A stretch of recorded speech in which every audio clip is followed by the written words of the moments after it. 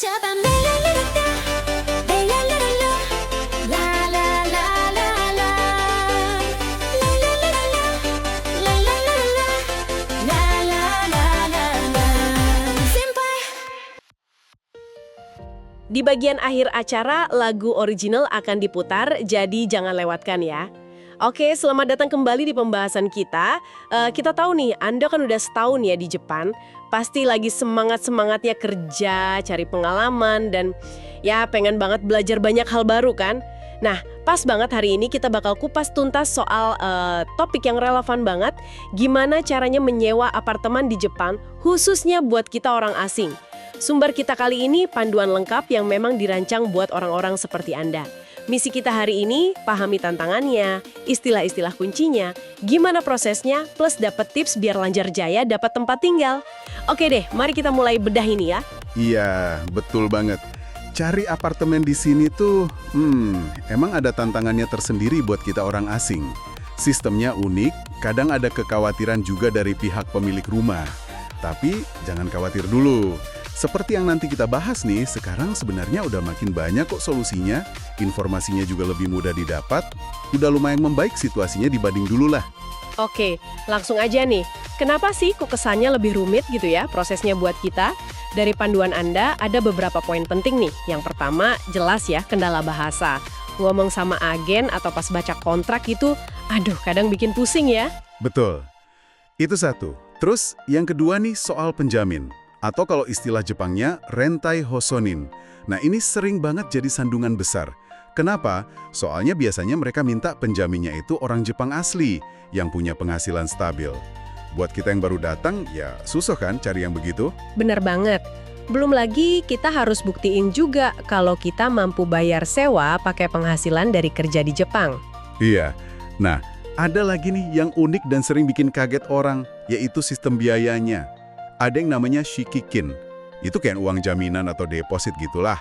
Oke, shikikin. Tapi ada juga reikin. Nah loh, apalagi tuh? Sering diterjemahin jadi uang terima kasih buat pemilik. Dan ini biasanya nggak kembali uangnya, nol. Wah, nggak kembali. Itu konsep yang agak asing ya buat banyak dari kita. Banget. Terus, belum lagi soal perbedaan budaya. Kayak aturan buang sampah yang, wah, super ketat. Atau soal tingkat toleransi kebisingan antar tetangga. Itu juga perlu diperhatikan banget. Jadi lapisannya banyak juga ya ternyata. Tapi tadi Anda bilang situasinya membaik. Gimana tuh maksudnya? Iya, nah ini penting dicatat nih. Sekarang tuh udah banyak agen properti yang punya staf yang bisa berbagai bahasa. Jadi komunikasi lebih lancar. Dan yang paling krusial, soal penjamin tadi. Sekarang ada solusinya, yaitu pakai perusahaan penjamin. Namanya Hoshogaisha. Ini jadi alternatif kalau kita nggak punya kenalan orang Jepang yang bisa jadi rente hoshonin. Oh, jadi ada Hoshogaisha ya? Itu sangat membantu pastinya. Banget.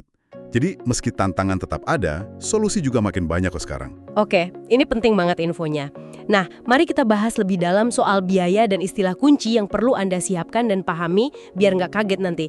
Tadi ada shikikin, reikin, terus ada sewa bulanan itu namanya yachin. Iya, yachin. Terus biasanya ada tambahan biaya layanan umum, kayak buat kebersihan gedung, listrik lorong gitu. Namanya kiyoekihi atau kanrihi. Oke, lalu ada juga komisi buat agen propertinya kan ya? Betul, itu namanya cukai tesuryo. Biasanya sih sekitar 1 bulan yachin ditambah pajak. Nah, soal total biaya awal nih, ini katanya perlu persiapan khusus ya? Wah iya, siap-siap aja mental dan dompet. Totalnya itu bisa sekitar 5-6 kali lipat yachin bulanan Anda. Gede banget kan? Wow, 5-6 kali. Itu buat apa aja tuh? Ya itu udah termasuk shikikin, terus reikin kalau memang ada, sewa bulan pertama pastinya, cukai tesuryo tadi, terus asuransi kebakaran yang biasanya wajib, sama biaya Hoshogaisha kalau Anda pakai jasa mereka. Emang sih, kadang ada juga properti yang nawarin shikikin reikin 0. Tapi mesti hati-hati juga. Cek detailnya baik-baik. Kadang ada biaya pembersihan pas pindah yang nanti dibebankan terpisah. Oke, jadi mesti teliti baca syaratnya ya. Wah, 5-6 kali lipat yachin di muka itu jumlah yang lumayan banget ya. Oke deh, anggaplah dana dan mental udah siap. Terus gimana alur proses menyewanya? Panduan Anda kayaknya merangkum cukup jelas ya. Iya, proses umumnya gini sih. Pertama, ya cari properti dulu. Bisa online lewat situs kayak Sumo, Homes, atau ada juga situs khusus buat kita orang asing, kayak Wagaya Japan. Atau ya datang langsung aja ke kantong agen properti. Oke, cari properti. Terus? Kedua, pas datang ke agen, ya sampaikan kriteria Anda maunya gimana, budget berapa, lokasi di mana. Jangan lupa bawa dokumen penting kayak Zairyu Card, kartu residen sama paspor. Siapin dokumen. Lalu? Ketiga, nanti diajak lihat propertinya langsung. Istilahnya naiken. Nah, pas naiken ini, cek kondisi unitnya, lingkungannya juga. Naikin, lihat langsung ya. Oke. Keempat. Keempat, kalau udah serek nih, ajukan aplikasi. Isi formulir, serahin dokumen pendukung kayak bukti kerja atau surat keterangan dari sekolah, bukti penghasilan. Nah, di tahap ini biasanya mulai ditanya soal penjamin atau perlu pakai Husho Gaisha atau enggak. Oke, aplikasi masuk. Terus ada seleksi ya? Betul. Kelima itu ada proses seleksi namanya Shinsa. Pihak pemilik atau manajemen properti bakal periksa aplikasi kita, cek kemampuan bayar, status visa, dan lain-lain. Ini biasanya makan waktu beberapa hari sampai seminggu.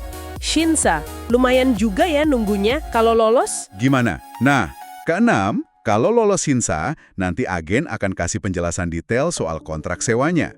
Namanya Juyo Jiko Setsume. Ini penting banget. Jangan sungkan nanya kalau ada yang nggak ngerti sama sekali. Mending tanya sampai jelas sebelum tanda tangan kontrak. Sip, tanya sampai jelas. Ketujuh, ya bayar semua biaya awal yang tadi kita bahas itu. Totalnya dilunasin. Lunasin biaya awal. Akhirnya. Kedelapan, terima kunci dan selamat pindah. Eits, tapi belum selesai. Masih ada urusan aktivasi listrik, gas, air. Terus jangan lupa lapor pindah alamat ke kantor pemerintah kota ya. Oke, catat.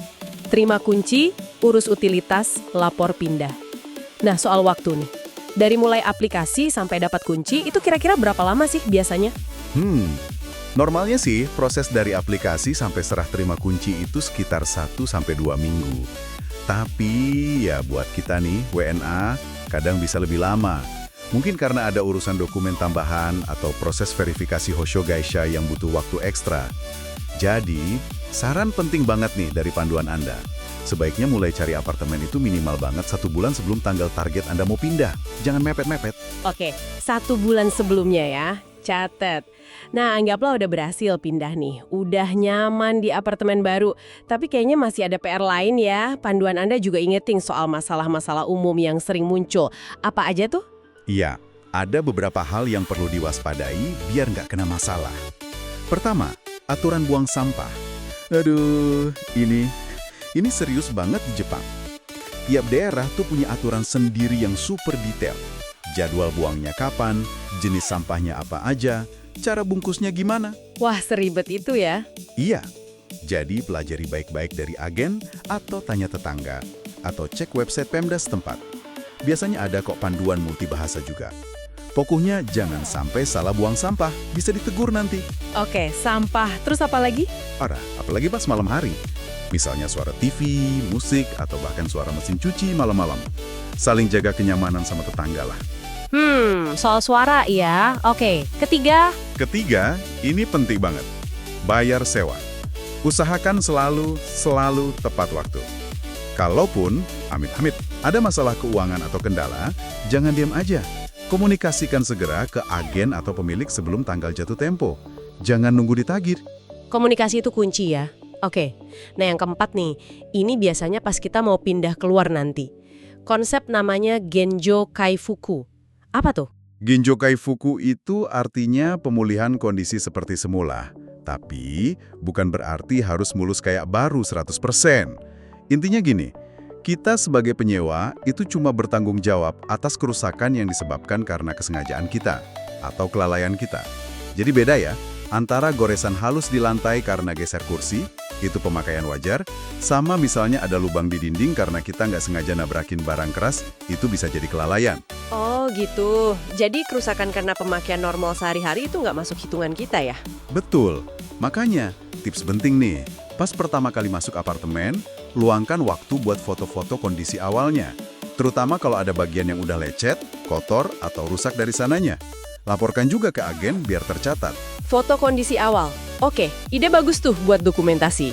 Iya, Dan enaknya lagi, pemerintah Jepang lewat Kementerian Pertanahan, Infrastruktur, Transportasi, dan Pariwisata atau MLIT itu punya panduan resmi soal Genjokai Fuku ini. Dan tersedia dalam banyak bahasa juga. Ini bisa jadi pegangan kita, biar nanti pas pindah, shikikin kita nggak dipotong sembarangan. Wah, ada panduannya juga ya. Bagus dong. Jadi intinya komunikasi sama dokumentasi itu penting banget ya dari awal sampai akhir. Persis, itu kuncinya. Untungnya ya, kayaknya kita nggak sendirian juga sih ngadepin semua ini. Ada banyak sumber bantuan kan ya buat kita orang asing? Banyak banget. Pertama, ya cari aja agen properti yang memang melayani multibahasa. Biasanya ada stiker bahasa di depan kantornya. Atau yang terdaftar resmi sebagai Foreigner Support Shop. Oke, agen multibahasa. Terus, ada juga perusahaan penjamin, Hosho Gaisha, yang memang fokus melayani WNA. Contohnya GTN, Global Trust Networks. Mereka biasanya punya layanan multibahasa juga, bahkan ada support tambahan lainnya. GTN ya? Selain itu, Ada juga opsi sewa tanpa perlu penjamin sama sekali, tanpa reikin, bahkan tanpa biaya perpanjangan kontrak, Koshinryo. Namanya UR Housing atau UR Cintai Jutaku. Ini dikelola sama lembaga pemerintah gitu, Urban Renaissance Agency. Tapi biasanya ada syarat minimal pendapatan buat daftar di sini. UR Housing. Menarik juga tuh opsinya. Ada lagi? Ada juga pusat konsultasi lokal di kota Anda. Biasanya dikelola pemerintah daerah atau NPO. Terus ada asosiasi internasional. Dan jangan lupa panduan online dari MLIT tadi yang ada dalam 14 bahasa. Lengkap juga ya sumber bantuannya. Iya.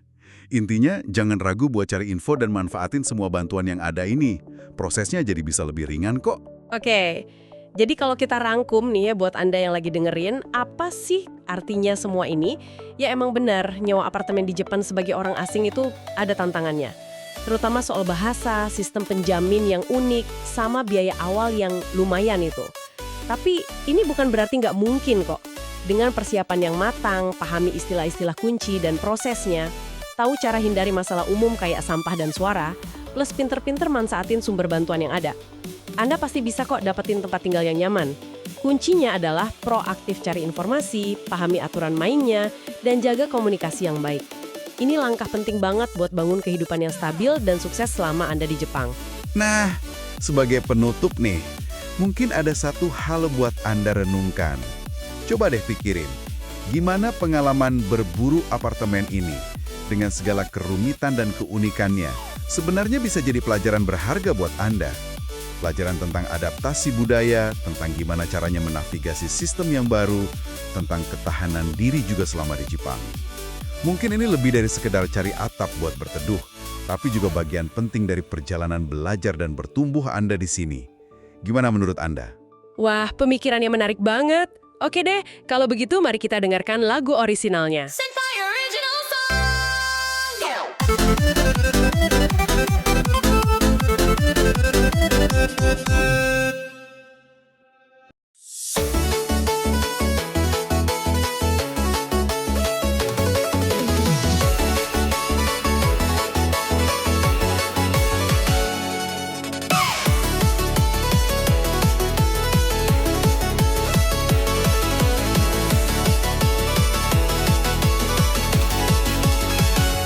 Pertama kali datang